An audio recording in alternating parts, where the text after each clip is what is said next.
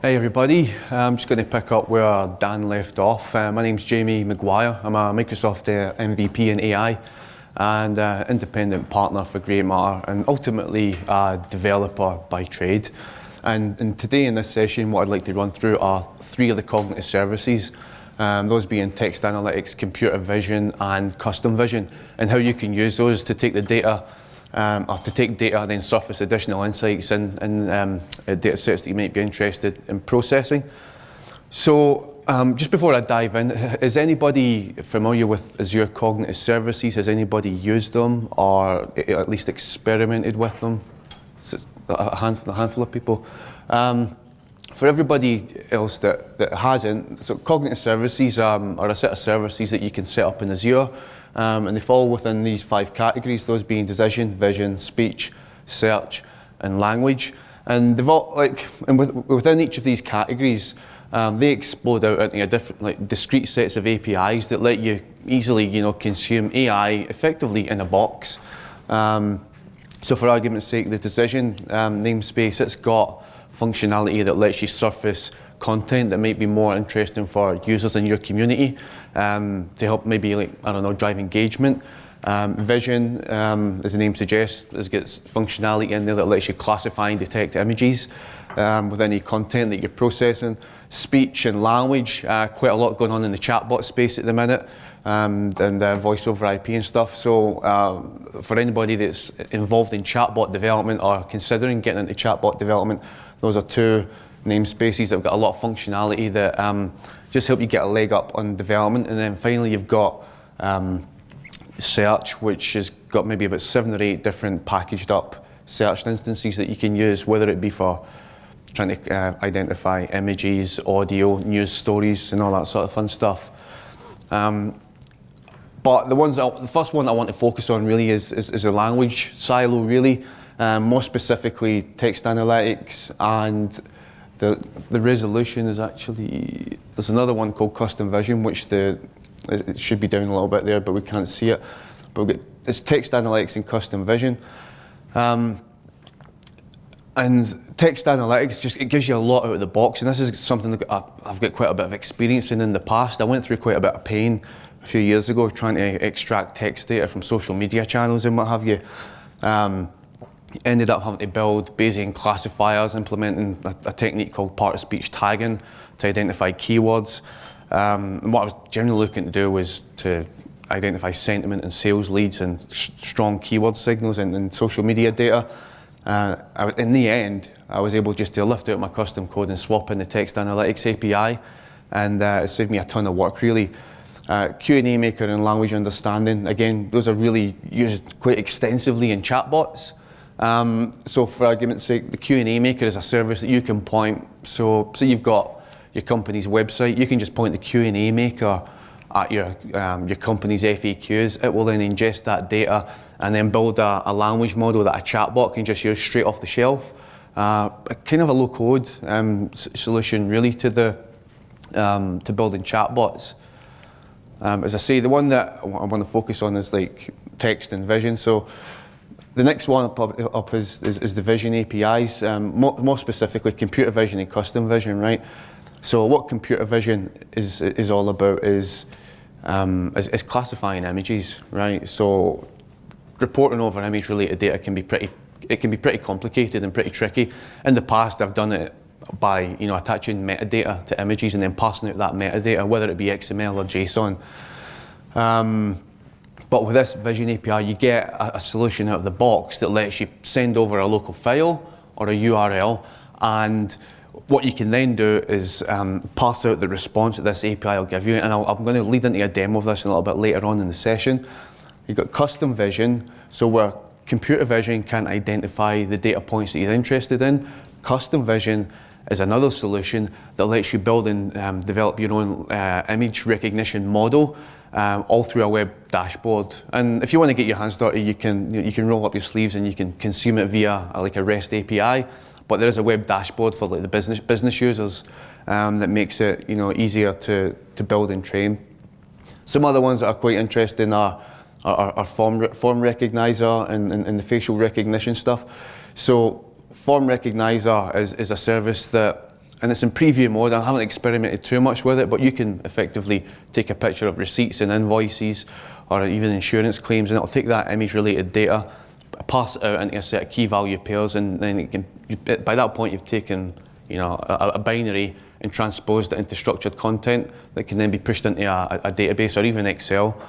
And get facial recognition and video indexer. Well, using those services, what you can do is in near real time, you can pass out video footage, and then even to the level of like in scene by scene, trying to identify the underlying emotion or sentiment being expressed by people in video clips and what have you.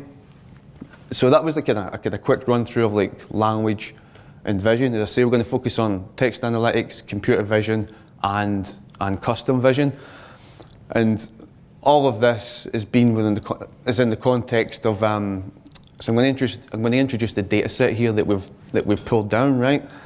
So what we've done is we've built an interface into the Facebook and Instagram Graph API.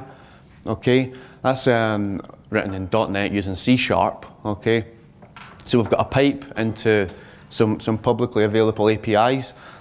We've seeded the interface with these search terms that you can see here, and we've basically pulled down over 10,000 images and the respective captions and categories and all that sort of stuff. We've then applied a layer of text analytics over to that data, and then we've added another layer of AI in the form of the computer vision API to then surface extra insights and those images, all related to Microsoft, Azure, Windows, and Xbox. So you may be wondering how do you consume these? Well, it's quite simple, really. You log yourself into the Azure portal. You pick off the service that you're interested in the area that you want to provision the service in. Select it and create it, and then just up into the right hand side there, you can see there's like an endpoint. So like when you provision the service, you get access to an endpoint and a key. Those are unique to you. And then you take that, and then you get a couple options in terms of integrating the service into your software or your product or whatever it is you're building. You can use dedicated SDK, and those SDKs are available in quite a lot of different languages now. It doesn't have to be .NET specific. So you get that option. The other option is you can manually construct the low-level REST requests and build those up, and then just send them over to the endpoint that you can see here. And this is a common pattern and approach through all of the cognitive services. So when you get up and running with one or two of them, it's quite easy to transition in and out of all the other offerings that are up there in Azure.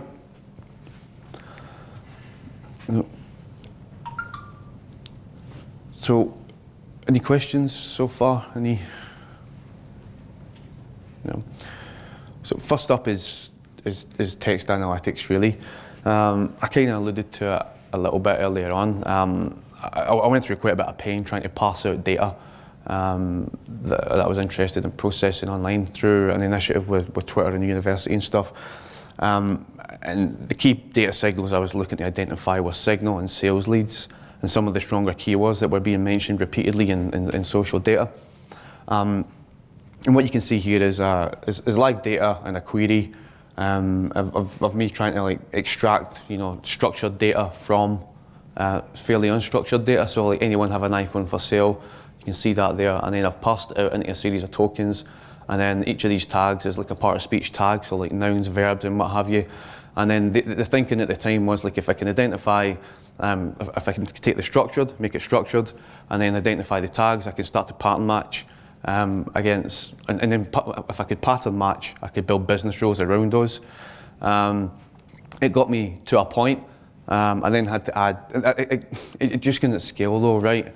I had to build out a data model, I had to clean the data that I was processing, and it just couldn't scale really, and testing was quite an iterative process. So I started to learn more about cognitive services, and effectively what I found was like how the text analytics API just gave me all of this out of the box, right? So this is the text analytics API here, right? So straight out the box, you get the capability to identify key phrases, the language being used. You can perform sentiment analysis. In fact, is anybody familiar with sentiment analysis? Yeah. So for others that maybe aren't, you pass in text, and then like the API will identify a sliding scale of between 0 and 1. 0 being negative sentiment or emotion being expressed in the text, 1 being pretty positive. So you get that out of the box. You get the option to identify the existence of any entities in the body of text that you're processing and any entities that are linked. So that stream of text down there, you can see you'll have highlighted the kind of key points in blue. And if you look over to the right, you'll see the key phrases, the sentiment, the named entities, and the linked entities that have been identified.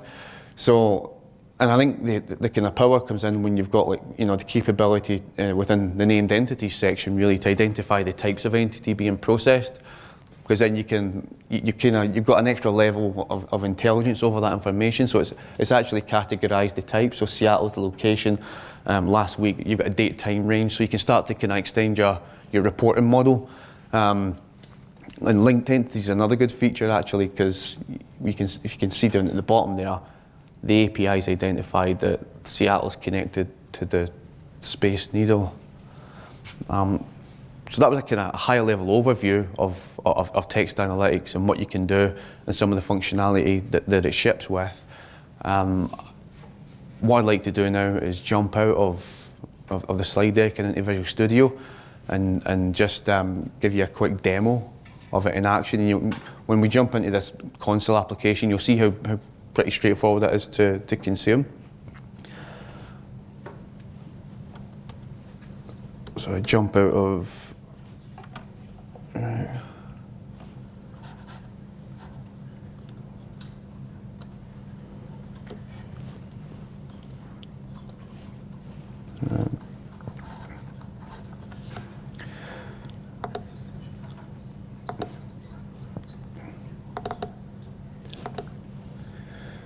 Right, I'll just minimize this. So all we've got here is a console application, and we're just passing in some text here, right? Lots of great new technology unveiled at Microsoft Ignite, right? And I've got 3 methods here, and within each method, it's going to implement the functionality in the API. In terms of how I've implemented this, I've just used the dedicated SDK, and for any of the developers in here, it just makes it like super quick to implement, because you get access to a rich object model and what have you. And you can download that as like a NuGet package. So if I jump into process entities, right, and I ain't going to go through every line by line, right, but so what we're doing, we're passing in document ID, the body of text, and then we've got a handful of lines of code here. So what we're doing is we're setting up the instance of the client. We're just putting some information into the console application, and then we're outputting the entity that's been identified and the type.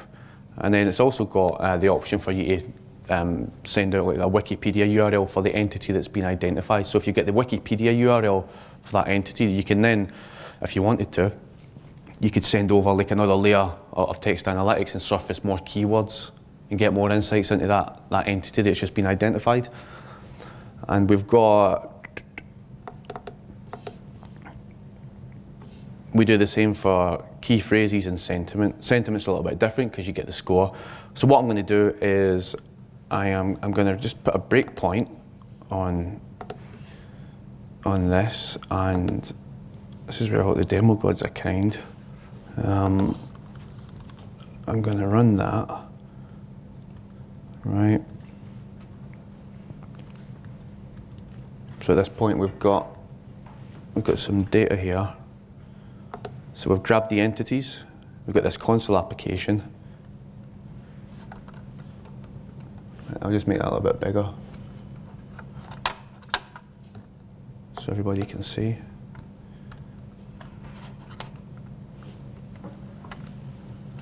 All right.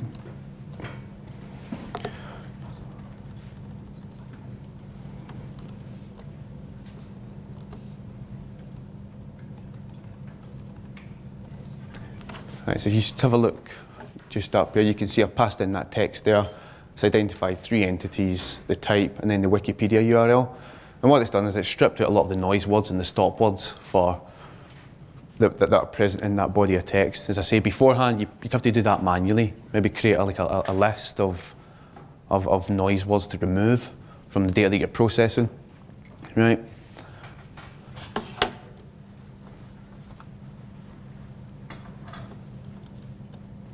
And then then the other 2 parts I've completed now. So we've got entities, it's passed out the key phrases, and then finally it's passed out the sentiment. So the sentiment being 0.91, so that's pretty positive. And I think everybody would agree that that's in line with the underlying sentiment that's in that body of text that's just been processed.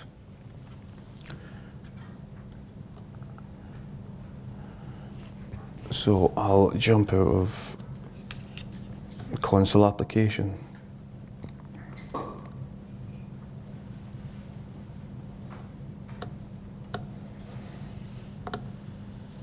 And back into PowerPoint.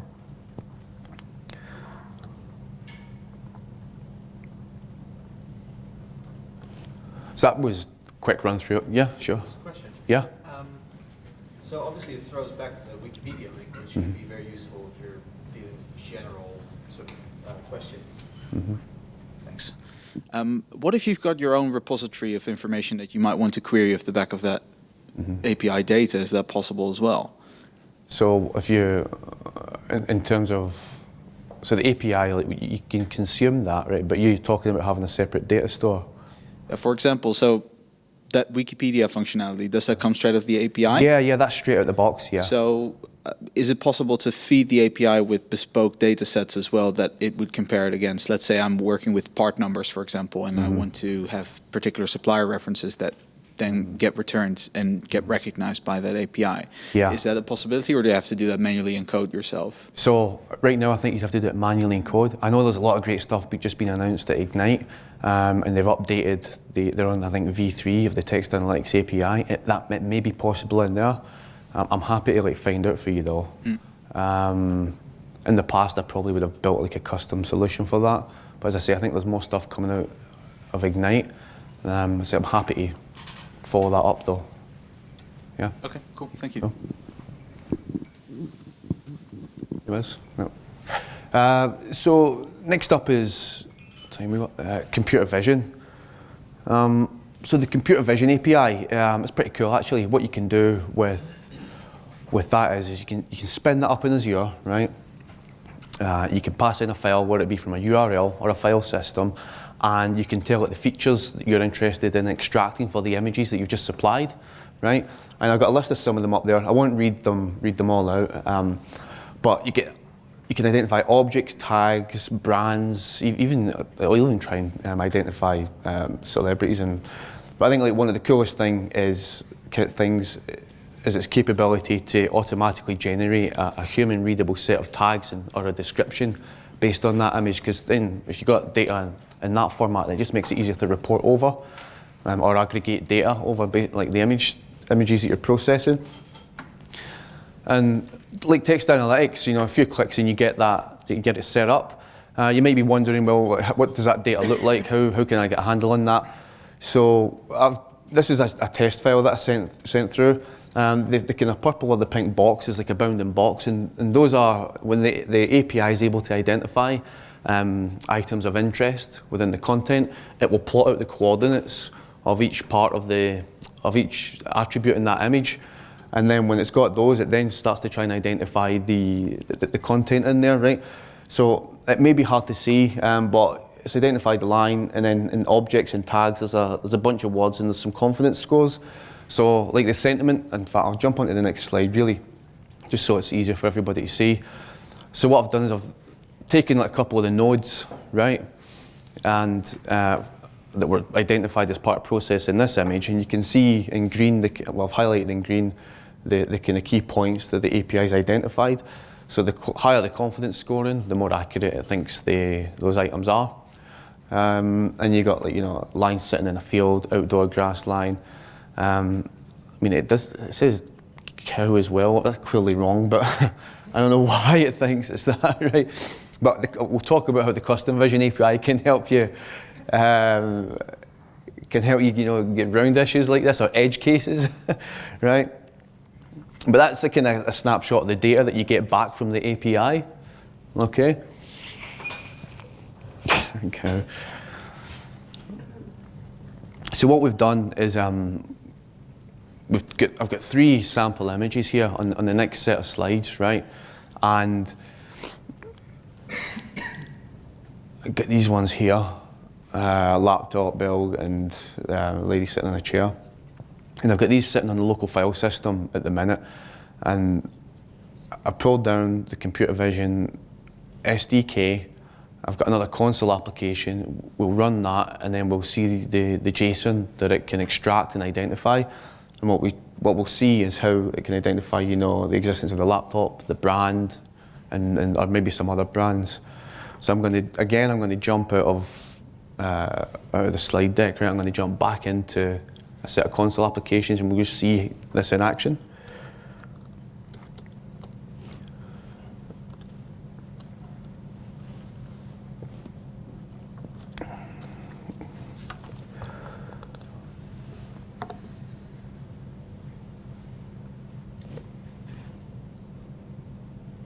So these are like the 3 images here that we just seen in the slide deck, right? And then what I've got, I'll just minimize this, and I'll try and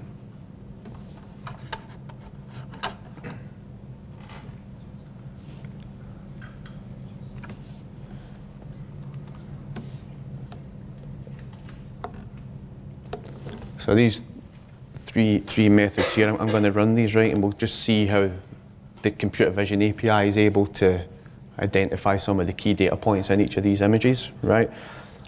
Before I do that, I should just jump into the actual code. I don't want to bore everybody with code, to be honest, but again, we're using the SDK, right? This is the endpoint that we get in the Azure portal when we provision the service.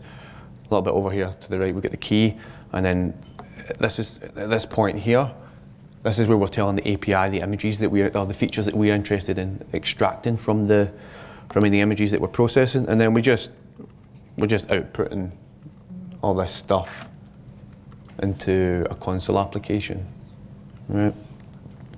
So what I'll do is I'll run this, and I'll put a breakpoint actually on each of these, so it just doesn't whiz through.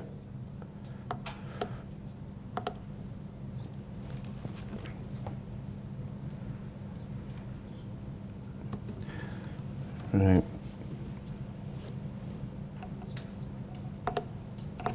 Right, that's maybe hard to.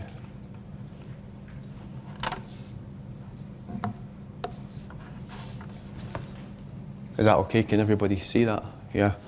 So this is the laptop. You can see it's got pretty high confidence scorings. It's identified some tags: computer, laptop, text, electronics, keyboard. It's a screenshot. Notice at the bottom though, it thinks it's a Mac, which is obviously, that ain't right. But it's identified that there's a logo of HP. That's got the higher confidence scoring. Now what I'd probably do in a situation like that is I would implement some kind of threshold that just discards those items, and that would be like my first line of defense. So if the confidence scoring was like less than 75%, I would just discard those items, right? Or throw them into an exceptions bucket. And that's one way you can get around that. So we'll run the rest of it, right? We've got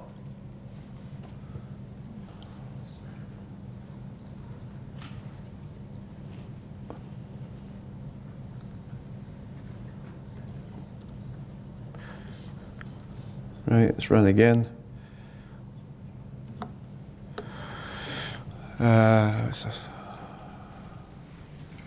So you get a lady sitting in the chair, and then you can see the summary description up there. A woman smiling for the camera with confidence of 96%. all this has been auto-generated straight out of the box. So all the kind of training models and stuff just exist up there in Azure in the cloud. No code other than just consuming the API through the SDK. And then you get some other tags in there as well, clothing, women, person. And then it's identified the existence of the Microsoft logo, again with the higher confidence scoring. We've got the final image.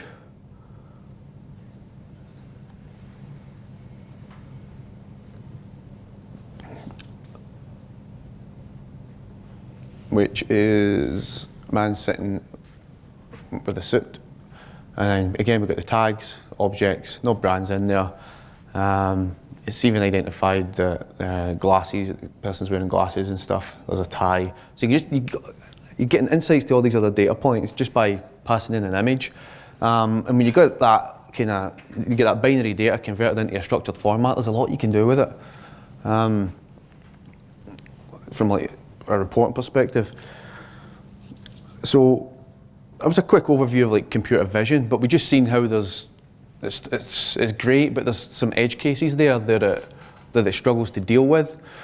And if you're looking to get started with image classification, I'd certainly like recommend and suggest like computer vision to be your first port of call. It's the quickest one to get up and running with. But as I say, we've seen how it kind of got it wrong. The confidence scoring was low, so you can discard it really. But I just want to like explore a little bit more about how you can alleviate those or deal with those edge cases, right? So what I've done is I've taken an image from Wikipedia really, right? And it's a car key, right? And just for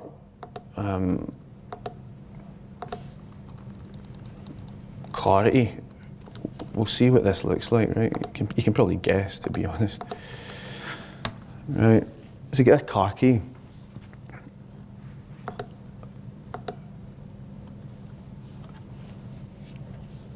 Right, and if we run that, now in this instance what I've done is I've analysed an image from a URL, okay? But the summary that's been generated is, this is a close-up of a cell phone, 60% confidence. Thinks it's a telephone, even down to the iPhone. Gets the brand right, which is positive, right? But there's still some challenges there because it thinks it's a media player or what have you. And this is at the point where I like to introduce like the custom vision API, okay? So I jump back out of here. And custom vision. So that was the image and that was the data that it brought back. And that's like a challenge with this API really, okay? Now to get around that, or those issues or those edge cases, this is where the custom vision API can really help you, right? And the way that it lets you do that is by, you bring your own set of training data and then you push that up into Azure. And you don't need like the PhD in like linear regression or whatever, or neural networking to build this thing, right? You can basically use a 3-step process. So after you've got a collection of your images, you can push them up into a web dashboard, right? You train the API, and then what you get out the other end is a prediction score, right? That prediction scoring is, when you're in the dashboard, you can gauge the accuracy of it. So you can either discard, or you can retrain, or you can reclassify, right? And you can get started with a relatively small data set initially. From memory, it's about 50 images to get you up and running, and get the service to start being able to predict for you, right? So what I've done is like I've got another demo here, and what I'd like to show you is how you can navigate your way around the web dashboard. I'll talk about some of the key points in this dashboard, how you can then integrate that, and then how you can see how this trained model up in the cloud is then able to identify like a car key as being a car key and not like an iPhone or a portable music device. So I'm going to jump out of here and I'm going to jump back into, where am I going to go? I'm going to close this. Okay, so this is like the custom vision like landing page. I'm not going to go through creating the whole thing just in the interest of time. So what we've got is we've got this project here. And then down to the left-hand side, you can see I've already like got some tags here. So I've just created two, like car key and car keys, right? I've seeded it with a collection of these images. And I've published it, okay? Right? I've got a few iterations here. So this is when you've trained it and you've published it, you get like some data points that tell you how accurate it is based on the files that you're going to supply to it. So from memory, the first one lets you know like if a prediction is made, how accurate is this model likely to be that this is the prediction based on the labeling data. So you've got these images in, you then train your application, okay? And you can perform a quick test before you're ready to like, release it into the wild. So you can click on there, you can pass in the image, and it'll give you a prediction. So in fact, let's try that. So if I may regret this, but going off script. So we send that over, it's doing this bit, and then, so if you look down to the right, you got a few predictions. So 76% confident that it's a car key that's being dealt with, right? I've already published this, okay? When you do that, the prediction URL option gets activated. In fact, before I jump into that, there's a sliding scale here in true Azure style that lets you set the probability threshold of the classification, right? So you could increase that to 50%, 70% or whatever. And then that'll adjust the prediction scores accordingly. But when you click train and you're happy with it, you get the prediction URL, and you take that URL along with the key, right? And then you can integrate that into your code. And then you can start to consume this API in the same way that you consume the rest of the other APIs, okay? In terms of the SDK, I'm not sure if there's an SDK. There probably is though. So I'll jump out of that and we'll go back into, I've got another project, right? So another console application.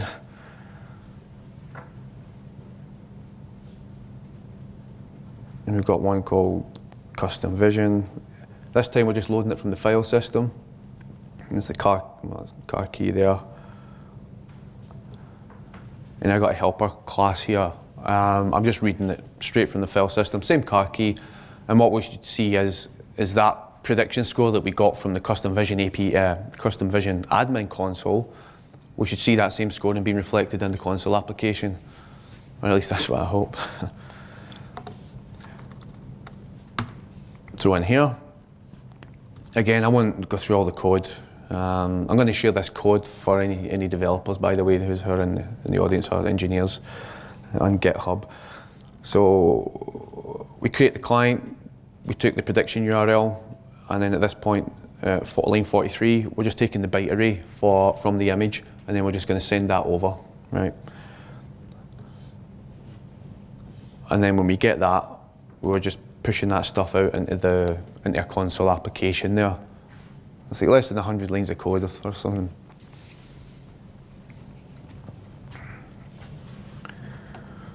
So let's run this.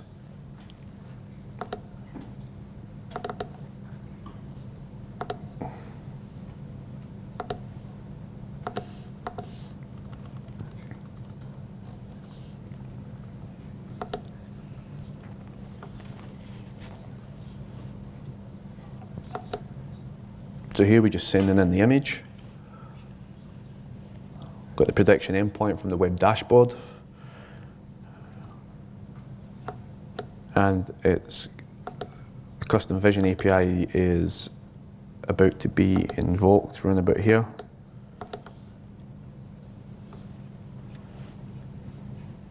Okay. We jump back into the console, right? You get some metadata in and around the project that we created, but we get the right prediction score. It's no longer like a car key or an iPhone or a music device or whatever, right? And then you get the tag name. And I say the tag names, you create those, so when you supply the data, you create your labels and how you want to classify the training data that you're supplying. So you're thinking, so what I'd probably do, like from an engineer's perspective, is like I'd be checking what's the confidence scoring, right? If the confidence score fails, I'd discard them, then I'd manage them by exception, and then I would introduce this as like a second level of defense based on like my edge case or my particular use case that the business was interested in, and then I would train like a custom set of models to classify those images. I'm just going to, and then so what I'll do is I'll come out of that, and we'll finish that one up, and jump back into the slide deck. Right, so that was custom vision, the dashboard, how you can integrate it, and then the data points that you get back, right? So what did we do? I kind of said from the outset, we built a pipe into the Facebook and Instagram graph APIs. And what we'd done was we connected that up using the search terms like Microsoft, Xbox, Azure, all that sort of stuff. And we pulled out over 10,000 images with nearly 170,000 keywords. We then took that data and then we applied the text analytics API over like the caption fields to identify like the sentiment and to surface any keywords that we were interested in. And then we then took computer vision over that data to then surface additional insights into that image-related data. And then towards the bottom there, that's just like a sample of one of the captions, right? And then here's like another example of like some of that data, right? So there's like, I think that's like some car racing game or something. It's identified cars, outdoors, all that sort of stuff. And then we took all those insights and then pushed them into like Azure, into a data lake, Gen 2, I believe. And that is it. Does anybody have any questions about the text analytics API or computer vision or integration? Yep. Hi. So you've just amended that the custom vision API so it can identify the BMW car keys more accurately. Yeah. When that is published, is that just published locally or is this shared publicly? It's published up into the cloud. In terms of permissions, you can probably like lock it down. I mean, you've got your key, which is unique to you, and it shouldn't be shared. Okay. Yeah. So it's just that. So say if I needed to search for BMW car keys myself, I'd then have to rebuild it, despite someone else might have already built. No. You can when it's up in the cloud, you can consume it, but you need to send over the key that's unique to you. Okay. So say somebody's built it, they could give you access to the endpoint, but it would be up to them to share the key. Okay. So there was that element of privacy over the database or. Yeah. You could just save that in your credentials table or something, hash it or whatever. And that's a common theme or a common thread through all the cognitive services. You get your endpoint and then you get your private access keys. So you can build solutions around those. Yeah. In the context of industry, if you, like you mentioned about computer visions and custom visions, for a generic organization, where do you see the real-time usage of this kind of APIs or this kind of pictures? Yeah, that's a good question, because like, quite often you'll see you get like just an imaginary use case, right? So about 6 to 12 months ago, right, I was involved in an initiative with University of Michigan and National Geographic, right? And what they were interested in was identifying content that was signaling potentially viral traits. And the whole kind of direction they wanted us to go in was like to be able to better inform their photographers which photographs were resonating with the community online, mainly Instagram, right? Because it was all in and about the space of promoting environmental and animal welfare, and they wanted to go beyond likes, counts, impressions, and shares, and those are good metrics. But they wanted to know they wanted like more data on the types of image. So whether it be a line in a field, or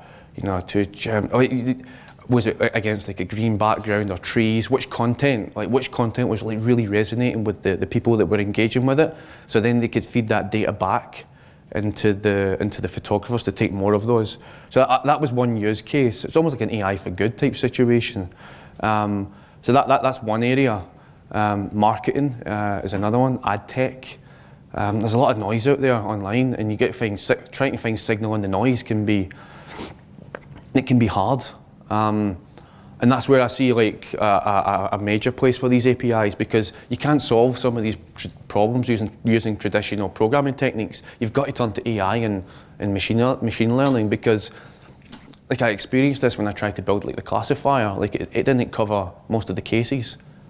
You got to build a model that can make a prediction and give you a rough score to then leave you with the decision, like, do I want to like use this data or not?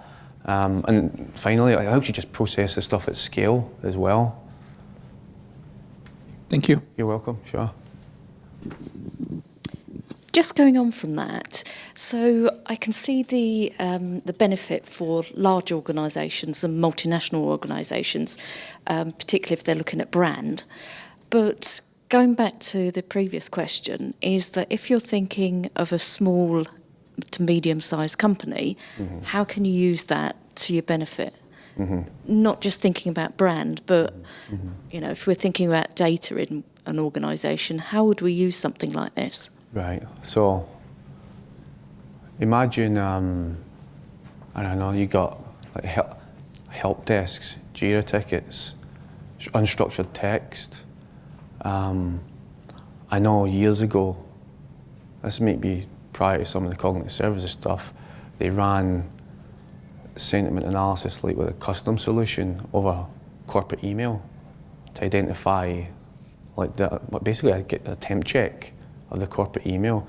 And somebody retrospectively done a research project on the whole Enron thing, and they try to map, so I think there's where you've got text, where you're dealing with large volumes of text, where you're putting a lot of development effort into like coding up, lots of just logic and decision making. That with the text analytics API, I think when you're dealing with any web application that's got free-form text is a candidate, and you can get started for free, right? You could build an MVP, build a prototype or a proof of concept. You can integrate these APIs within a few hours. Especially the text analytics API, something that I'd done. I had my custom solution, and I ended up swapping it out because it was getting too unwieldy. So does that answer your question about the text? Yeah, I'm just thinking. Yeah. You said about help desks. I've done projects before where it's been, the end user is putting multiple lines of text, and it's just pulling it out from there. So I can see the usage there. Yeah, like the help desk is a good use case, because you can then aggregate over the most common keywords, the most common pain points being discussed, right? So you could ingest all that data, and then you could do a roll-up and then push that into like another reporting tool and say, well, everybody's complaining about X, or they would like feature Y. This keeps cropping up. We never knew it fell through the cracks because we couldn't really report on it because it was kind of unstructured. It never came from a drop-down list. Yeah.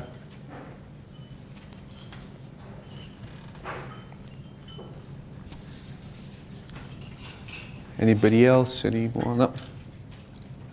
Yeah. Are we going to cover the forms section? Sorry.